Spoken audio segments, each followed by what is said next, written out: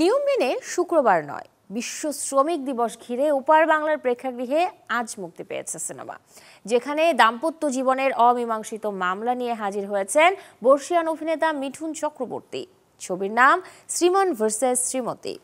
এই সিনেমায় দীর্ঘদিন পর মিঠুন চক্রবর্তীর সাথে স্ক্রিন শেয়ার করেছেন অঞ্জন দত্ত। একটা লোক 27 বছর ধরে নিঃস্বার্থভাবে ভালোবেসে গেল। ছবির গল্পে দেখা যাবে 27 বছরের ডিভোর্সের মামলায় ফেঁসে আছেন মিঠুন, যেখানে তার স্ত্রীর ভূমিকায় অভিনয় করেছেন অঞ্জনা বসু। তুই আর কোনো কাউকে পেলি না? সময়ের সাথে সুন্দর সম্পর্কে ভাটা পড়ে প্রেম, ভালোবাসা, আবেগ। দুটি মানুষ আর একসাথে থাকতে না চাইলেও থাকতে হচ্ছে একই পরিচয়। মিঠুন অঞ্জনার এমন সমীকরণে সম্পর্কের তৃতীয় পক্ষ হিসেবে সিনেমার দৃশ্যপটে হাজির হন অঞ্জন দত্ত।